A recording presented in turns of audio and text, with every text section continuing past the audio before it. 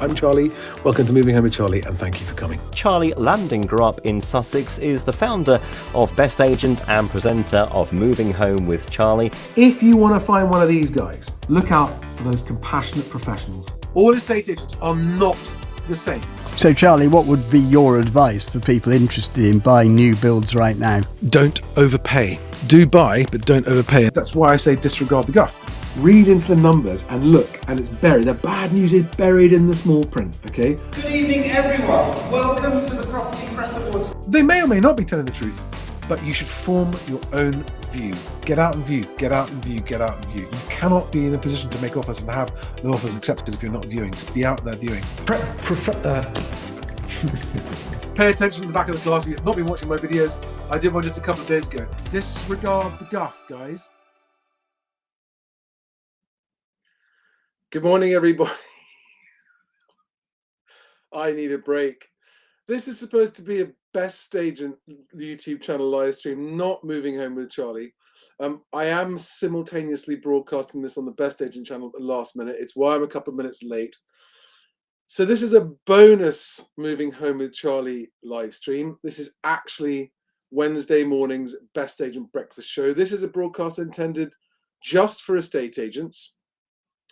But you guys get to see it this morning as well. So welcome to all my Moving Home with Charlie followers, but especially welcome to the estate agents of the UK this morning, where I was just planning to have a short 10-minute conversation about yesterday's news on inflation and just how frustratingly bad that is.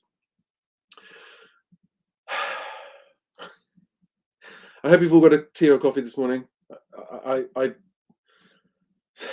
It was always going to happen, right? Live streaming on two channels, having to log in and log out of different systems, and then I scheduled this live stream on the wrong channel. But hey, I'm going to just take it easy. Just take it easy and try not to get anything else wrong. At least the camera's working this morning. Yesterday it was the wrong camera. Okay, guys. So yesterday a story came out about retail inflation, and I just wanted to spend a couple of minutes explaining just why this problem is so pernicious and why, again, hope is not a strategy. Because we hear people, including the governor of the Bank of England himself, saying, well, we're expecting inflation to come down sharply. And then we hear him say in the next breath, but we're worried it's not going to come down enough. And I'm going to assume in this live stream that you are unaware of exactly what inflation is and how it works. I'm just going to explain it so that you can understand the effect of inflation on interest rates, the effect of interest rates on house prices, the effect of that on buyer confidence, the effect of it on the money markets, why high interest rates are causing banking problems, etc. And in a word, someone actually said on Twitter last night to me, he said, it's like, over the last 15 years or so, not just England, not just Europe, not just America, but actually most of the world has been living on a 0% interest credit card, right? Just going out, spending money that it doesn't have because the credit card was so cheap, it was like free money. And it's been borrowing money on that free credit card and using that money to make investments. So literally borrowing money and going and investing that money in buying assets, buying stuff, and just maxed out that credit card. And what's just happened is that the free interest rate period on the credit card has suddenly come to an end. And now suddenly the interest payments that are owed on that credit card are higher than the returns people are getting on their investments. So suddenly, like there's a real, oh, we are losing money now. The interest we're paying on our credit card bill is more than the income we're making from our investments. And not only that, the value of the investments has dropped massively. In the last year or so, you're talking about, 20 to 30% falls in stock prices and stuff like that, and a lot of the investments that are going on. And the worst thing is that, and the reason that there's more trouble to come, is that most people who've borrowed this money with their 0% credit card, bought the investments, they've put down the value of those investments in their accounts at whatever they pay them for, whatever they were when they're higher. And what they haven't yet done is what's called marking to market those investments on their balance sheet value. So they're sort of running around going, okay, we haven't, because we can't, if we reduce the value of those assets on our accounts, then suddenly it'll be obvious that we don't even have enough to make the interest payments on our credit card.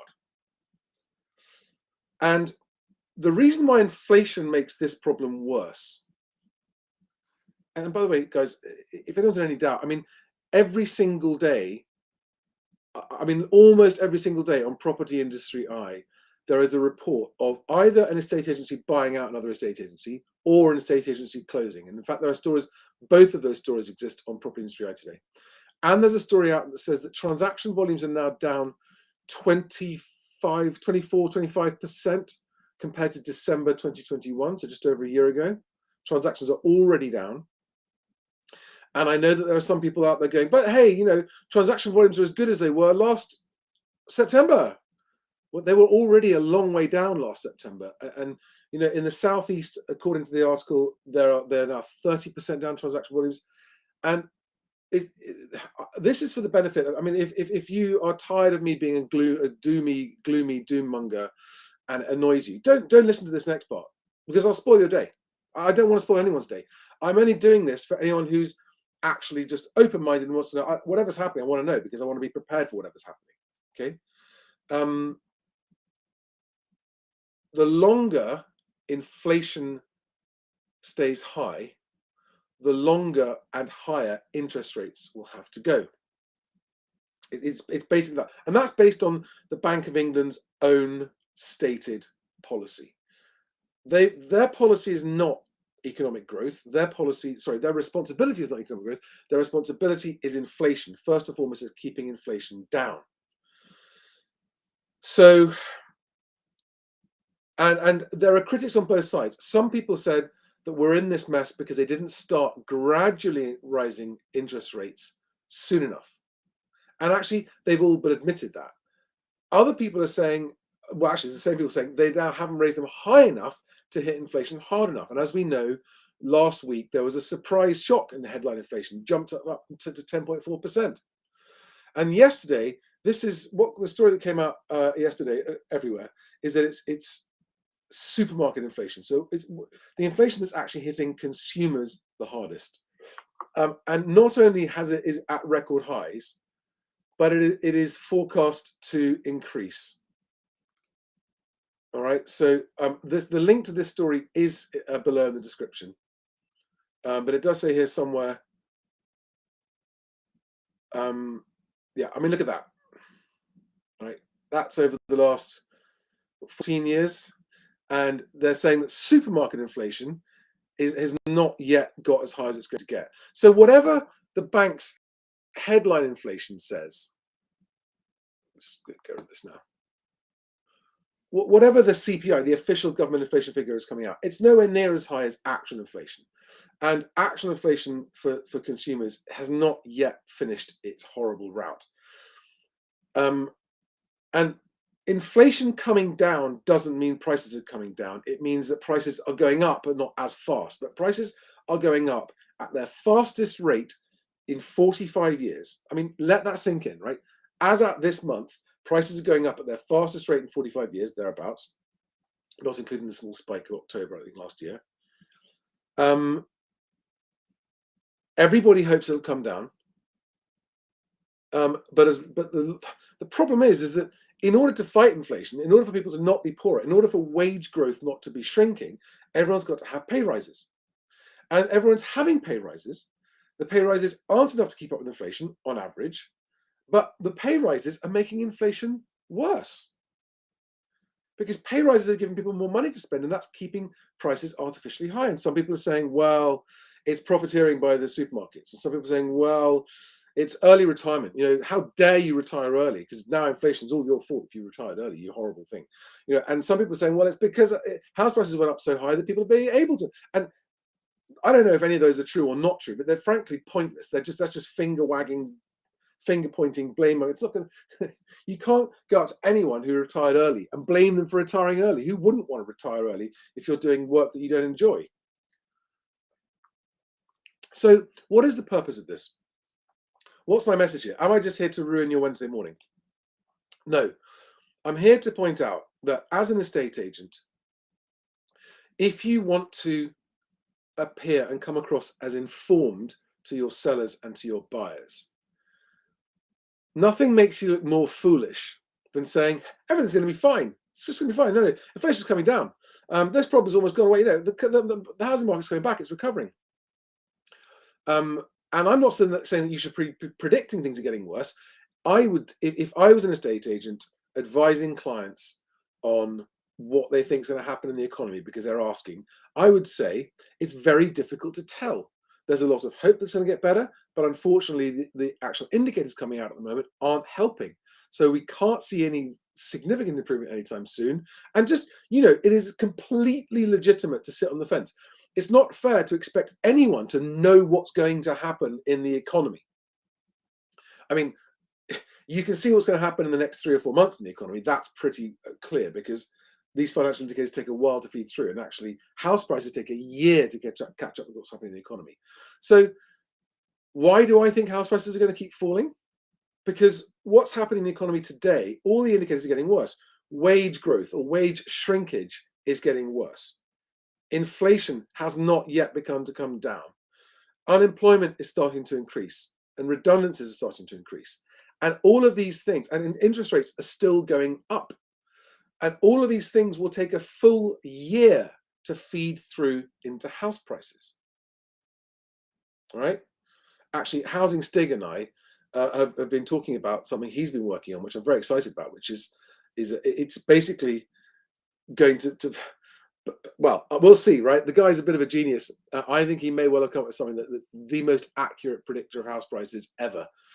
He's built this model that just, I'll come back to you. It's exciting. It's exciting stuff because if that is the case, then that could be really quite something.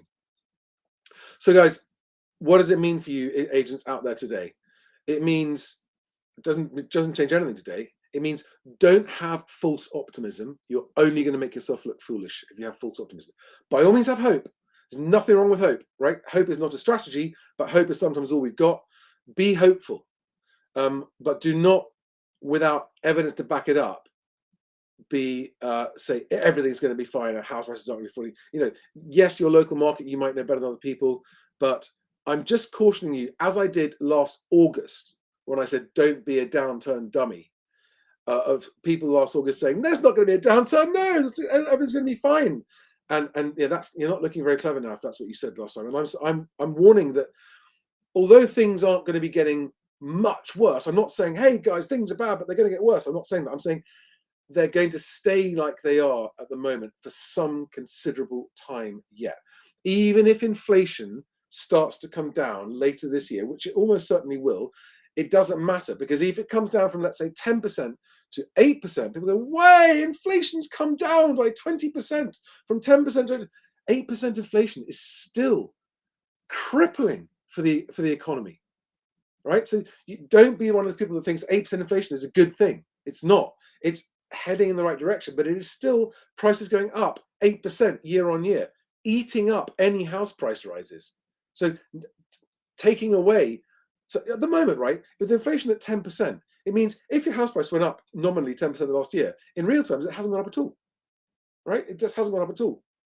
And actually, house values, not prices, but house values have dropped significantly if you factor in inflation now. Inflation is a killer. Now, there's one silver lining to inflation that's worth pointing out, right? And I'm not saying it's a good or a bad thing, but I'm saying that there is one effect that inflation has, which is that as inflation increases, outstanding debt is effectively deflated. So you inflate debt away. And some people are saying that this is the government's strategy, right? To inflate its own debt away. If inflation runs away, well, that helps their tax, because they've done this thing called fiscal drag, where inflation goes up, but they've tweaked the tax rules so that the tax bans don't kick in until a certain height. Well, those tax bans aren't going up with inflation, which means that as prices go up and as wages go up, more and more people are paying more and more tax. So there is a sneaky trick for the government using this thing called fiscal drag, where inflation actually increases their tax take and reduces their debt as a proportion of its overall income. All right, and that's quite tricky stuff to get your head around, but it is a sneaky bastard trick where inflation is actually helping the government, even though it's not helping the economy and it's not helping interest rates. It does help reduce their debt and increase taxes, so that's not good. But there we are, guys. That's it. That's all I wanted to talk about. Again, for all the Moving Home with Charlie followers this morning, you're welcome. I hope it was useful for you as well. But this wasn't for you. This was meant for estate agents. I am a bozo. I need to pay more attention. I probably need a break of some sort. And yeah, just agents, just batten down the hatches. It's not going to get easier anytime soon. I'm not going to say it's going to get much worse. I'm not saying transaction volumes are going to fall further, but they are down a long way. There are agencies closing. There are agencies that are struggling. And the thing to do is to focus on getting your deals over the line, because your customers, both your sellers and buyers, are going to thank you holding deals together. And that's what's going to boost your income and your prospects for the future better than anything else. Will be nurturing your pipeline of deals. Just every single day, every single time you stop and think, right, what should I be checking on next? Check your pipeline, check your pipeline, check your pipeline, check your deals, chase your deals. Do that first and literally nurture your pipeline in a way that you've never nurtured it before. Hold it together. Because for some agents, that's going to make the difference between survival and failure. And your clients, it's in everyone's interests to hold deals together. So good luck. I hope you do.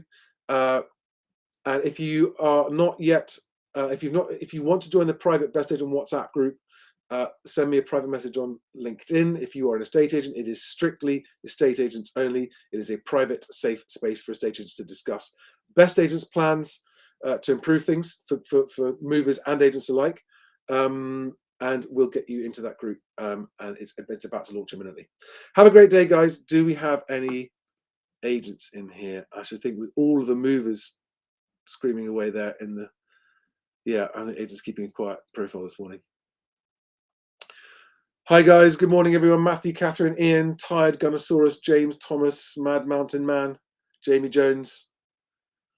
And yeah, have a great day, guys. See you soon. Bye-bye.